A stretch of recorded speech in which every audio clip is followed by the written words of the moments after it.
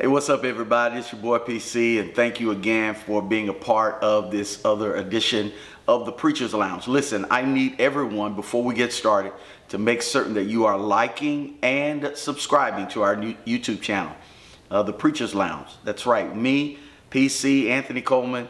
I want you to like, share, and subscribe to the YouTube channel. And then also, while you're on there, just hit some comments. Let me know what you're thinking about the show, what you're thinking about the episode, so that we can continue to do better what we do best in Jesus' name. All right, let's do that. Let's jump in, man. We got some great things in store for you. So I certainly hope that you did not miss the first few episodes.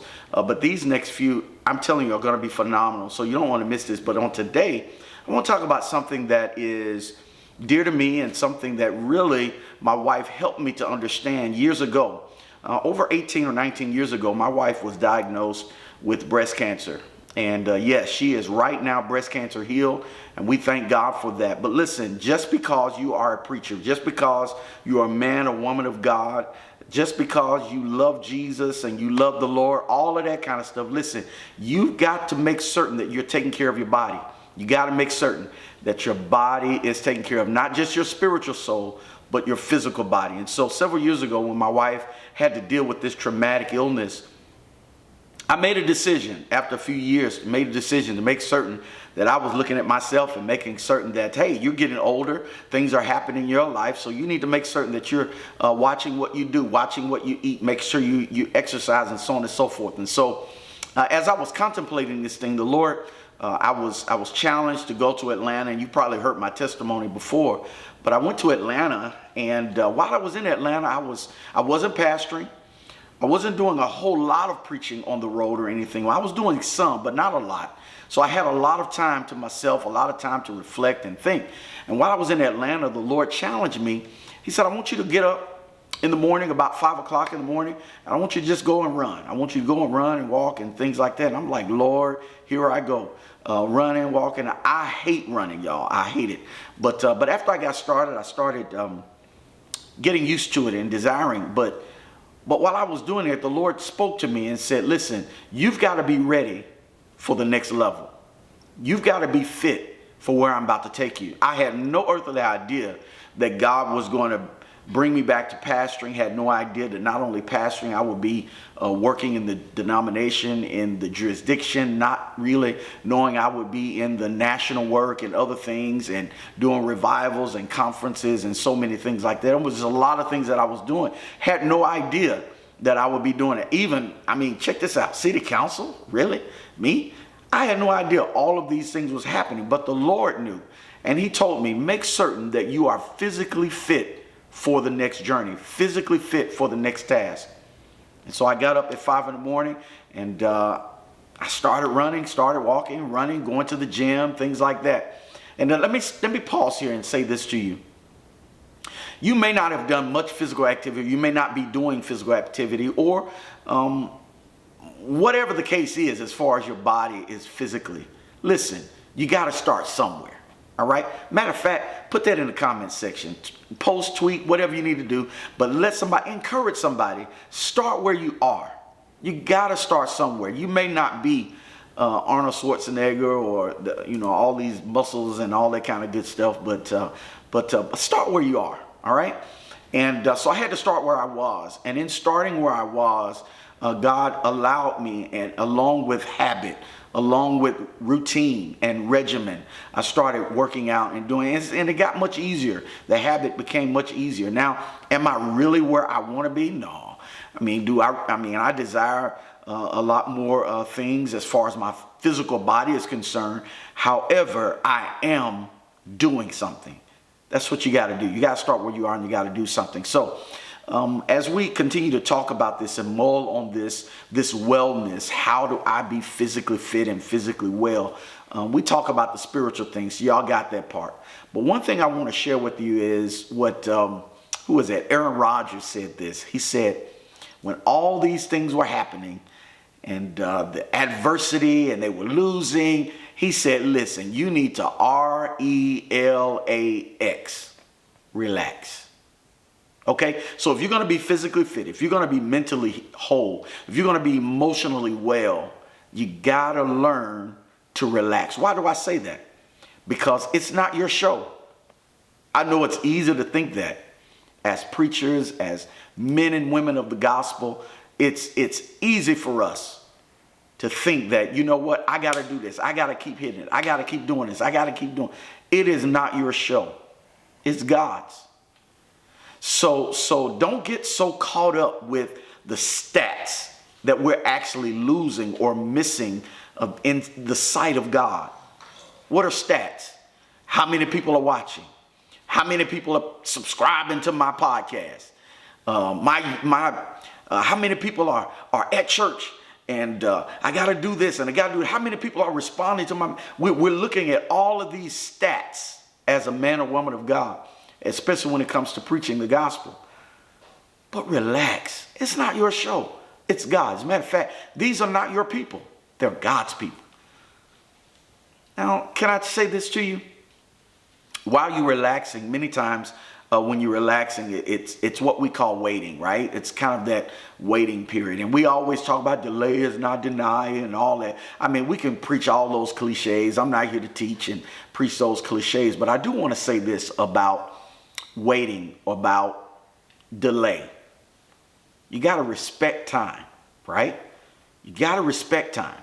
You don't want to waste time. You got to respect. Now, I talked a lot about balance and time in one of my previous episodes, so you got to get that, all right? We talked about that in a previous episode.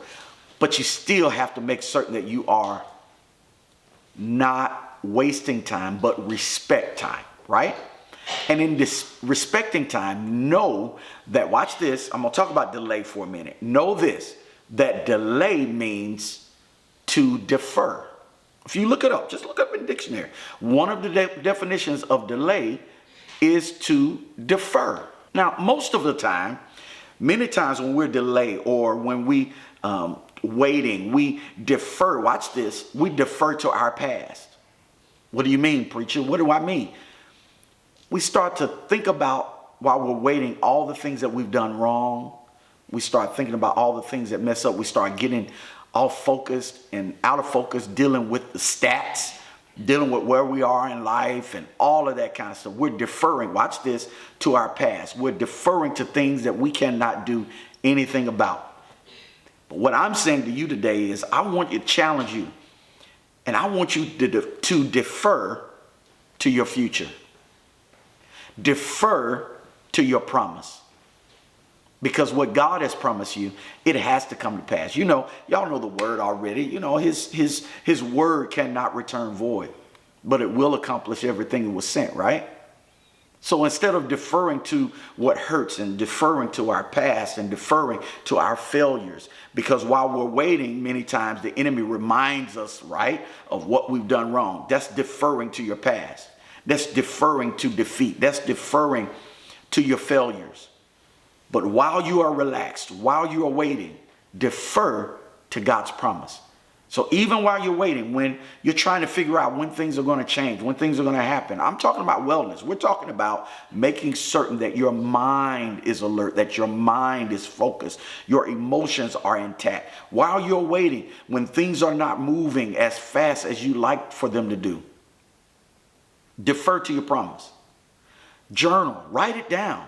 Remember what God told you from the beginning. How was that going to help? You say, well, PC, what does that got to do with my physical body? What does that have to do with my emotionalism? What does that have to do with, it has everything to do with you. Because even science tells us that when you focus so much on the bads, focus so much on things that are hurtful, focus so much on stress and anxiety, then it can actually build cancer cells. It can actually hurt you with your blood pressure and sugar levels. All of those type things can happen. It's documented that you got to learn how to relax and defer to your promise. Now, the other thing I want you to do is, and I talked about this earlier, you got to exercise. You got to do something, y'all. You cannot just lay up in bed, sit out on the couch. I know this is called Preacher's Lounge, and maybe one day we'll be able to record when I'm showing you that we're in the gym. I'm in the gym most days. As a matter of fact, I'm in there at least 5 days a week. I try to take off on the weekends, but usually I'm there 5 days a week. But you got to exercise. You got to do something, y'all. Start somewhere. Start somewhere. What is this good for? It helps clears your mind. I mean, walking, running, jogging, whatever, it kind of helps clears your mind. Not only that, in clearing your mind, but it keeps you away from distractions, right? So all of these people calling it's what I call my me time. So during that time, I may have it on my calendar or whatever, where I'm going to the gym, where I'm doing my thing. I don't usually, now sometimes I do, but I don't usually schedule or have conversations and phone calls while I'm working out, because that's my time. That's my time to just really help relax and relieve stress and pain and suffering, right? And so that's what I want you to do. I want you to get out there and do something. You say, well, I need to lose some weight. Coleman, PC, you right. I need to get out there and exercise. But man, I'm so overweight. I haven't done it. Listen, start somewhere. Whether it's 5 minutes, 10 minutes, 15 minutes. Do something. That's right. Matter of fact, post type and tweet it. Those of you that are watching, do something. Do something. Start where you are. Start somewhere and do something. Just get you some good tennis shoes and just do walking for 5-10 minutes. Well, I don't care what season it is. You can do something. Well, it's too cold outside. Get you a treadmill. Go to a gym. Now, one thing that helped me, I'll be honest with you, I'm kind of, well, I'm not necessarily tight with my money, but I'm watching it, so right. And so my wife has a gym here in our home. She has her own personal gym where she can come in. I'm not disciplined like that. If I'm at home, I'm lounging, right? This is the preacher's lounge, so I'm chilling, right? I don't want to work out. I don't want to do anything when I come home. Home is home for me. So what I had to do is, I said, if I'm going to get better, feel better, do better with my own body, then I invested in myself. I have a gym membership. Is it expensive? Yeah, I don't like what it costs. I mean, let's be real, man. I don't like paying for it. But is it helping me? Absolutely. But I do that gym membership because I know I don't want to waste the money, right? I don't want to waste the money. And so because I don't want to waste the money, it pushes me to go. And so while I'm there, man, I have all these other amenities that I figured out that I actually like. I mean, I can go to other amenities. I don't have a sauna in my own house, but I can use the gym, right? We can do tennis. We can do pickleball. We can do other things, from the sauna to the whirlpool to other things that we can do that I don't necessarily have at home, but I'm paying for it, so I might as well do it, right? And then the good thing about it is I can do different things every day. I don't have to do the same thing all the time, right? So I can lift weights. I can do free weights. I can do machine weights. I can, like I said earlier, from whirlpool to basketball to tennis to pickleball, racquetball. I mean, so many different things that you can do that it'll kind of keep your mind going. You can do different things, and it helps the time go by. And so I want you to do something different. You got to start where you are. I give you my quick testimony about when I first started working out and exercising. And if you ever heard my message, I preach a message about stretch, right? I preach a message about reaching forth and stretching out. And so I hired a personal trainer at the time when I first got started, because I wanted to make certain that how I exercise was proper, right? And so this young lady was, the first couple of weeks, she was stretching me the whole time, teaching me how to stretch and what to stretch and so on and so forth. And I got frustrated because I'm like, man, why are you stretching all the time? I'm ready to get on some weights. I'm ready to lift some pounds, man. I'm ready to get my, my curves and all that kind of going on, my pecs out. I'm ready. Come on, man. I want to lift 225. And I said, man, I'm finna go and fire her today. And so I went to fire her and tell her I don't need it anymore because all you're doing is teaching me how to stretch. But this is one thing she told me. And you may have heard this before, but it was so powerful. She said, Anthony, listen, what I'm doing is teaching your muscles something. I'm like, what do you mean you teaching my muscles something? I'm teaching your muscles that something is about to change. Wow, it blew my mind. She said, she told me, listen, I'm trying to show your muscles that something is about to change, that your muscles are going to be stretched to the point where they're going to be larger and bigger and more blood is flowing through. that not only will it get there, will it expand to where you want it, but it'll stay there. And that's all I'm sharing with you, people of God, is that my brothers and sisters, listen, I want you to stretch your mind to get out there and do something. Get on your way and exercise, right? And then this other thing, this is the last thing I want to talk about when it comes to your wellness, and especially your physical life. Spend time away from the chores of the pulpit. I said that slow on purpose. Learn to spend time away from the chores of the pulpit. Now, we'll talk about that in another episode about the chores of the pulpit, right? So we got to study, we got to prepare, we got all of that kind of stuff. But you got to learn, if you want to be well, if you want to be well balanced and whole, you got to learn to spend some time away from the chores of the pulpit. I'm a Netflix guy. I like to watch different series, and I like football and basketball. I like basically most sports anyway. And I watch that. It helps me escape. It helps me escape because it helps show me that, you know what? I'm human just like everybody else. I ought to have a life outside the pulpit. I should have a life outside of the chores and the rigors of preaching and pastoring. Okay? And so I want you to make certain that you are sometimes, watch this, spending time away from the chores of the pulpit. You can get church books, right? Spend time away from the chores of the pulpit. Get you a good book. Get you a bestseller, a book that's not necessarily spiritual, but get you a good motivational book.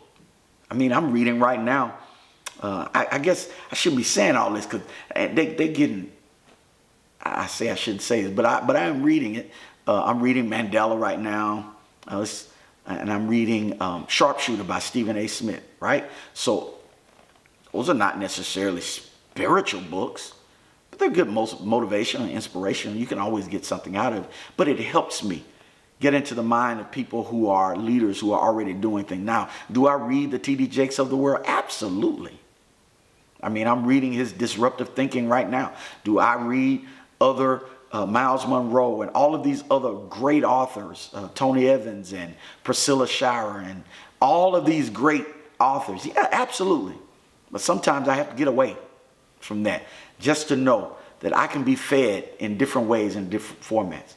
So when we're talking about wellness, I'm not just talking about your spirituality. I'm not just talking about your physical body, but just your emotions, your mind, right? We want your whole mind, the total man, to be healthy and to be whole. I certainly hope that you appreciate me and appreciate this episode. I want you to right now make certain that you're getting on your device right now, hitting the like button, and also subscribing to the Preacher's Lounge with Pastor Anthony Coleman. And I look forward to seeing you in our next episode. God bless you. Peace.